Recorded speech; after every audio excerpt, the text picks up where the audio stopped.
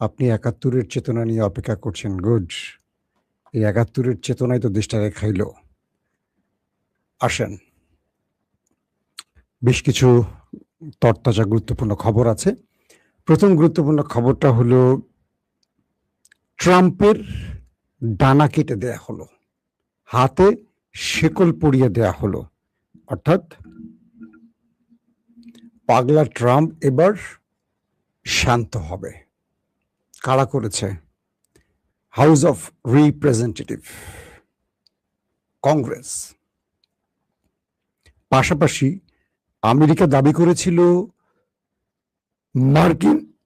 মার্কিন বেজে ইরান যে হামলা করেছিল সেটা তারা ইন্টারসেপ্ট করেছে।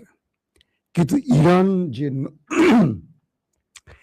যে নতুন ছবি দেখিয়েছে, স্যাটেলাইট ইমেজ, সেখানে দেখা গেছে মার্কিন বেজকে পুরো লন্ডভন্ড করে ফেলেছে ইরানের ড্রোন এবং মিসাইল। পাশাপাশি ডোনাল্ড ট্রাম্প ইরানের ব্যাপারে এবার সুর নরম করলেন। অন্যদিকে লেবানন এবং ইসরায়েলের মধ্যে যুদ্ধবিরতি ঘোষণা হয়েছে। এবার যুক্তরাষ্ট্র বলছে এটি স্থায়ী যুদ্ধবিরতি হতে যাচ্ছে। চলুন আরো যে খবরগুলো আছে একসাথে আপনাদের দেবার চেষ্টা করছি।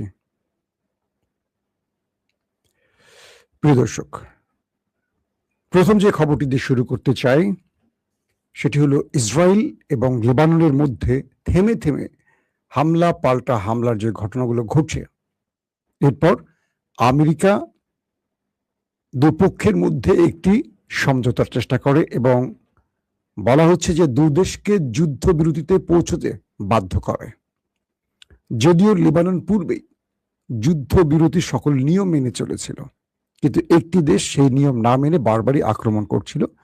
অবশেষে মার্কিন যুক্তরাষ্ট্রের প্রচেষ্টায় দুই দেশ স্থায়ী যুদ্ধবিরতির দিকে হাঁটছে এবং দুই দেশকে যুদ্ধবিরতির সকল নিয়ম মেনে চলার নির্দেশ দেওয়া হয়েছে। পাশাপাশি জুন মাসের মাঝামাঝি, অর্থাৎ এই মাসের মাঝামাঝি বা শেষ দিক পর্যন্ত তারা এই নিয়ম মেনে চলবে। এরপর দুপক্ষই স্থায়ী যুদ্ধবিরতিতে যাত্রা করবে।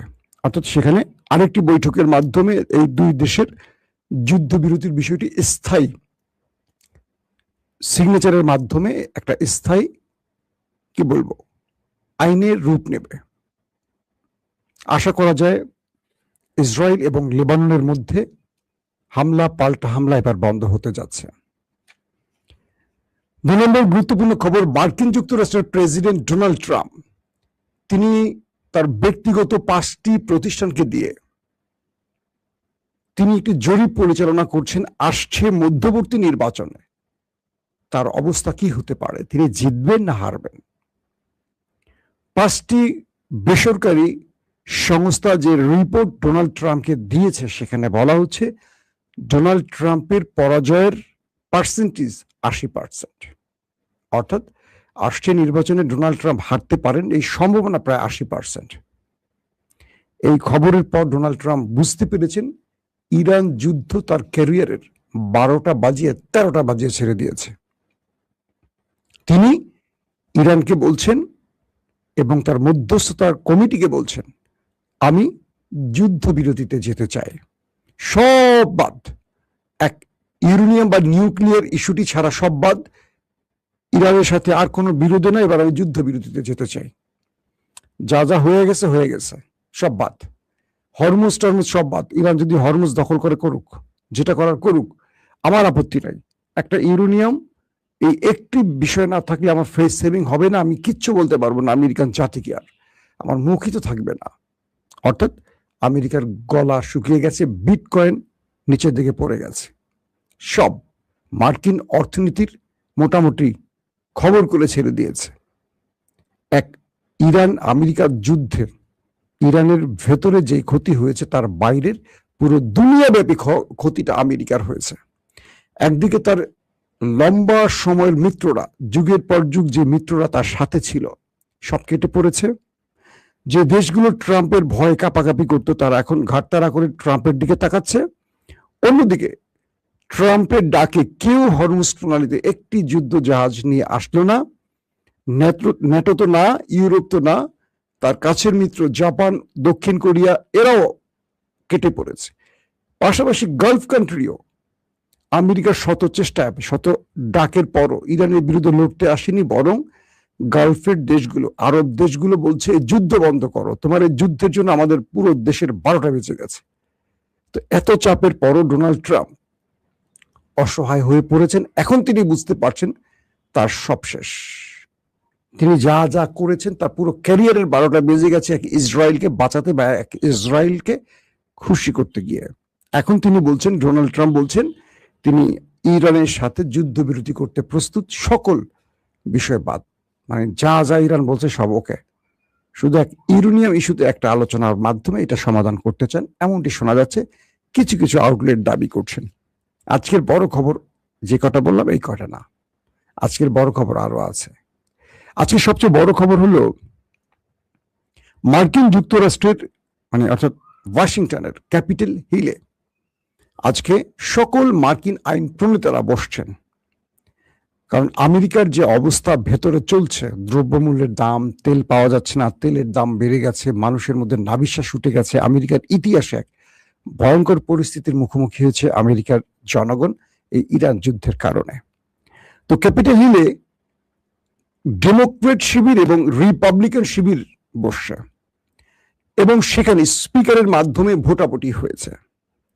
সেই ভোটাভুটিতে প্রেসিডেন্টের সকল ক্ষমতা, যে প্রেসিডেন্ট চাইলে একক সিদ্ধান্তে যুদ্ধ করতে পারবে, এই বিলটির উপর আলোচনা শেষে প্রেসিডেন্টের হাত বেঁধে দেওয়া হয়েছে এবং সেখানে 224 জন ভোট দিয়েছে প্রেসিডেন্টের ক্ষমতার বিপক্ষে, 194 জন ভোট দিয়েছে প্রেসিডেন্টের ক্ষমতার পক্ষে। অর্থাৎ রিপাবলিকান শিবির হেরে গেল আর ডেমোক্রেট শিবির জিতে গেল। 224 আইন প্রণেতা ভোট দিয়েছেন ট্রাম্পের বিপক্ষে। অর্থাৎ মার্কিন যুক্তরাষ্ট্রের কোনো প্রেসিডেন্ট চাইলে তার একক ইচ্ছায় আর যুদ্ধ জড়াতে পারবে না। বলা হচ্ছে যুদ্ধ ঘোষণা প্রস্তাব আজকে পাশ হয়ে গেছে মার্কিন আইন প্রণেতাদের মাধ্যমে। এতে করে ট্রাম্প তার নিজের ইচ্ছায় বা একক সিদ্ধান্তে আর যুদ্ধে জড়াতে পারবে না। এবং স্পিকার ট্রাম্পকে সরাসরি নির্দেশনা দিয়েছে আগামী 30 দিনের মধ্যে ইরানের সাথে সকল বিরোধ মিটিয়ে একটি স্থায়ী শান্তির চুক্তি করতে। অর্থাৎ আর যুদ্ধে জড়াতে পারবে না, বরং তাকে শান্তি চুক্তির পথে হাঁটতে হবে। কারণ এই যুদ্ধ, স্পিকার স্পষ্ট করে বলছেন, এই যুদ্ধ আমেরিকান জাতিকে হতাশা দিয়েছে, দুর্ভোগ দিয়েছে, বিনিময় কিছু দেয়নি। এই যুদ্ধ নীতি বা ট্রাম্পের একক যুদ্ধের ঘোষণা বা যুদ্ধ করার কারণে আমেরিকা যেই পরিমাণ পে করছে, যেই পরিমাণ ক্ষতির মুখে পড়েছে দেশের জনগণ, এটি অবর্ণনীয়। স্পিকার বলছেন এই আইন পাশের মাধ্যমে আমেরিকার জাতির ভাগ্যে একটি বড়, কি বলবো, বিজয় লেখা থাকবে। কারণ এখন থেকে মার্কিন কোনো প্রেসিডেন্ট তার ইচ্ছে মতো কোথাও যুদ্ধ করতে পারবে না। যুদ্ধ করতে হলে মার্কিন কংগ্রেসের অনুমোদনের প্রয়োজন হবে। অর্থাৎ যত আইন প্রণেতারা আছেন, এই যুদ্ধের জন্য ট্রাম্প প্রেসিডেন্ট হিসেবে এককভাবে তিনি নির্দেশনা দিয়ে যুদ্ধ করতেন, এটি আর পারবে না। এখন কংগ্রেসের অনুমোদন নিতে হবে, তারপর যুদ্ধ করতে হবে। এবং এর মাধ্যমে একটি বিষয় স্পষ্ট হয়েছে, স্পিকার বলছে ইরানের সাথে সকল বিরোধ মিটিয়ে ফেলতে। তার মানে ট্রাম্পকে আর যুদ্ধের দিকে হাঁটতে দেয়া যাবে না, দেবে না। একটা আইন রূপ নিয়ে গেছে আমেরিকাতে। ট্রাম্প এখন কি করবেন? রিপাবলিকান শিবির বলছে এই আইনটি পাশের মাধ্যমে মার্কিন ইতিহাসে একটি কলঙ্ক রচিত হয়েছে। রিপাবলিকান শিবির মানে ট্রাম্পের দল। ডেমোক্রেটরা বলছে এই আইন পাশের মাধ্যমে মার্কিন জনগণ একটা বড় সমূহ বিপদ থেকে রক্ষা পেয়েছে। অর্থাৎ দুই দল দুটো কথা বলেছে।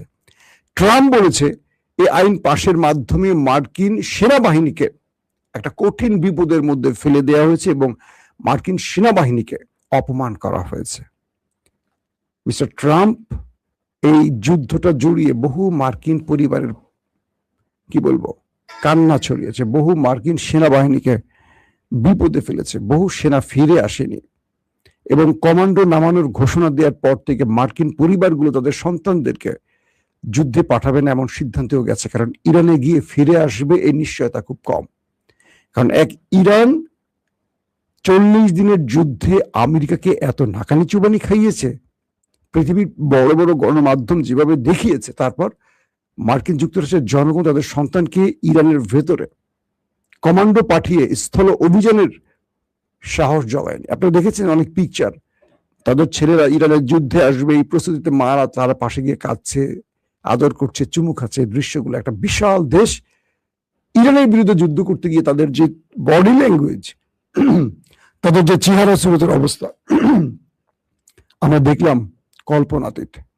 অর্থাৎ এই যুদ্ধে ইরান এক প্রকার বিজয় পেয়ে গেছে। আমেরিকার প্রেসিডেন্ট ডোনাল্ড ট্রাম্প তিনি যে কথাটি গত দুদিন আগে বলেছেন যে ইসরায়েলকে বাঁচাতে এই যুদ্ধটা তিনি করেছেন, যদি এই যুদ্ধ না করতেন মধ্যপ্রাচ্য থেকে ইসরায়েল মুছে যেত, ইরান নিউক্লিয়ার শক্তির মালিক হয়ে যেত, অ্যাটম বোমার মালিক হয়ে যেত, এবং ইসরায়েল বলে কোনো রাষ্ট্র থাকতো না। কে বলছে? Donald Trump. তিনি বলছেন যদিও এই যুদ্ধটি আমাদের বোকামি হয়েছে, ইরানের সাথে যুদ্ধটা, একদম স্পষ্ট এই কথাটি বলেছেন। এই সিদ্ধান্তটি তাদের সঠিক ছিল না, এটিও বলছেন। আবার এটিও বলছেন যদি আমরা ইরানে হামলা না করতাম তাহলে ইসরায়েল নামক কোনো রাষ্ট্র থাকতো না, এবং ইরান অল্প কদিনের মধ্যে নিউক্লিয়ার বা অ্যাটম বোমার মালিক হয়ে যেত। তো সেই ট্রাম্প এখন ইরানের কাছে বারবার ধর্ণা দিচ্ছেন একটা শান্তি প্রতিষ্ঠা, অর্থাৎ যুদ্ধ বন্ধে শান্তি প্রতিষ্ঠার যে চুক্তিটি, সেটি যেন অনুমোদন পায়। এর মধ্যে ট্রাম্পের বাহিনী ইরানে কয়েক দফা অ্যাটাক করেছে, ইরান পাল্টা অ্যাটাক করেছে। সেই অ্যাটাকের চিত্র আমেরিকা যতটুকু গোপন করেছে ইরান তা প্রকাশ করে দিয়েছে। আবার কুয়েতের বিমানবন্দরে হামলার বিষয়টি ইরানের, আমি সকালে আপনাদের বলেছি, ইরান বলেছে এই হামলা তারা করেনি। তারা বলছে, আইআরজিসির পক্ষ থেকে বলা হয়েছে যে আমরা যে হামলাগুলো করি তা অ্যাডমিট করি, স্বীকার করি, এটি আমরা করিনি। এটি মার্কিন প্যাট্রিয়ট সিস্টেমের কোনো বিস্ফোরণ থেকে হতে পারে। আর ইরানের যে কাতারে কুয়েতে মার্কিন যে বেজ, সেই বেজে যে হামলার আমেরিকা দাবি করেছিল সেটা তারা ইন্টারসেপ্ট করেছে, কিন্তু ইরান উপগ্রহে বা স্যাটেলাইট ইমেজ প্রদর্শন করেছে। সেখানে দেখা গেছে উপর থেকে এসে একটা ম্যাসিভ আকারে সেই বেজে হামলা করে পুরো আগুন ধরিয়ে দিয়েছে। তার মানে আমেরিকা যে দাবিগুলো করছে, ইরান সেই দাবিগুলো মিথ্যা প্রমাণ করে দিয়েছে তাদের প্রমাণের মাধ্যমে। তো সবকিছু মিলিয়ে ডোনাল্ড ট্রাম্প শেষ পর্যন্ত হতাশা ছাড়া আর কিছু পাচ্ছেন না, এবং হাউস অফ রিপ্রেজেন্টেটিভের এই সিদ্ধান্ত মার্কিন কংগ্রেসের ডোনাল্ড ট্রাম্পের হাত বেঁধে দেওয়ার ফলে আমেরিকার প্রেসিডেন্টরা আর চুদুরবুদুর করতে পারবে না, এটি আমরা আশা করছি। কারণ আমেরিকার প্রেসিডেন্টরা ইসরায়েলের প্রেসক্রিপশনে তারা আফগান ধ্বংস করেছে, ইরাক ধ্বংস করেছে, লিবিয়া ধ্বংস করেছে, সিরিয়া ধ্বংস করেছে, ইরানে হামলা করে ইরানকে প্রায় ধ্বংস করেছে, নিজেরাও ধ্বংস হয়েছে। এমন বহু দেশ তারা ধ্বংস করে একক সিদ্ধান্তের জন্য। এরপর আমরা দেখতে চাই আমেরিকা তাদের প্রেসিডেন্টের হাত বেঁধে দিতে পারে কিনা, শেকল পরাতে পারে কিনা। প্রত্যেকে ভালো থাকবেন। আল্লাহ হাফেজ।